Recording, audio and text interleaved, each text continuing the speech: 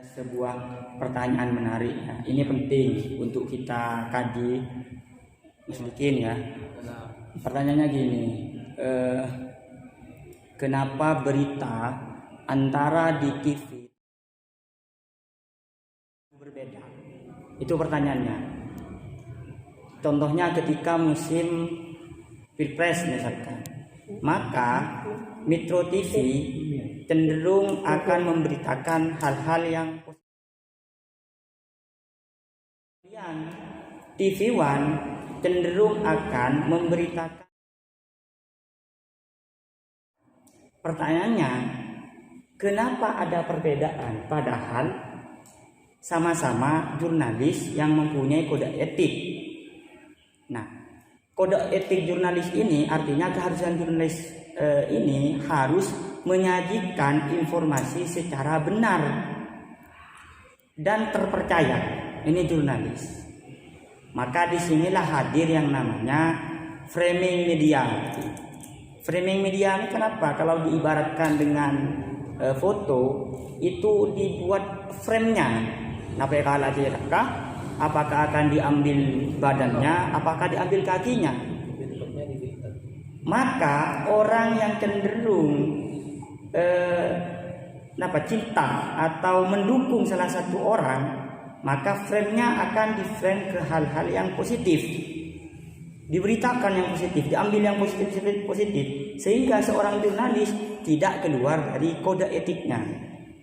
Sedangkan di TV satunya misalkan, karena tidak mendukung, maka dia mencari hal-hal yang negatif tentang orang ini yang tidak didukung, sehingga akan berbeda penyajian beritanya, tapi tidak menyalahi aturan kode etik jurnalistik.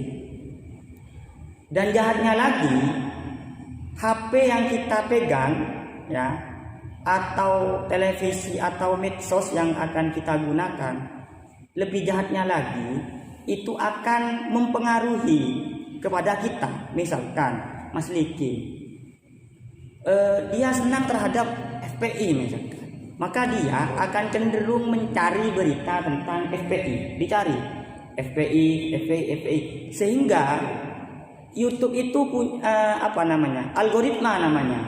Facebook itu pakainya juga algoritma.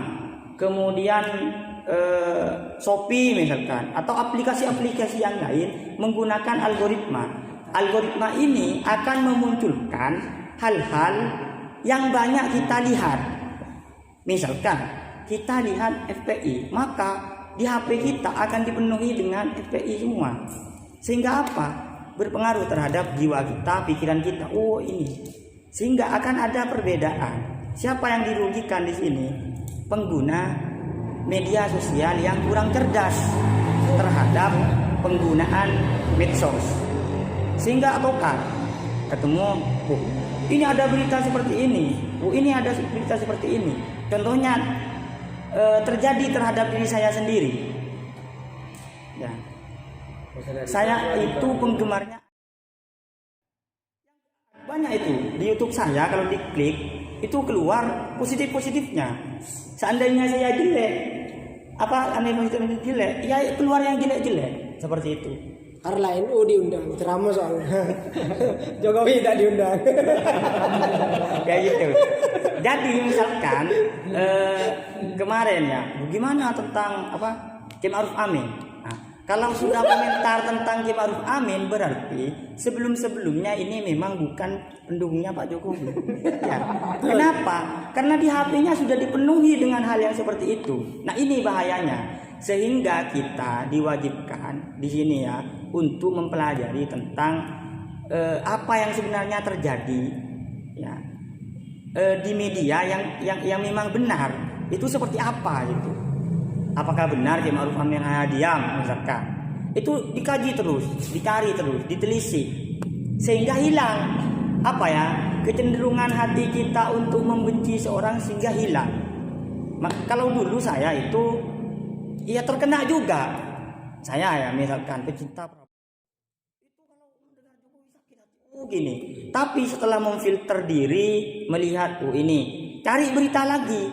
Jadi misalkan beritanya yang positif ini, misalkan ya Jokowi, Prabowo, maka kita cari yang positif apa Prabowo, yang positif apa Jokowi. Terus dicari yang positif, sehingga algoritmanya akan muncul kedua-duanya, sehingga kita tidak gampang terpengaruh. Kalau kita hanya melihat itu saja terus, maka algoritmanya di HP kita akan muncul itu terus. Seperti itu. Nah, itu mungkin sedikit pemantik dari saya.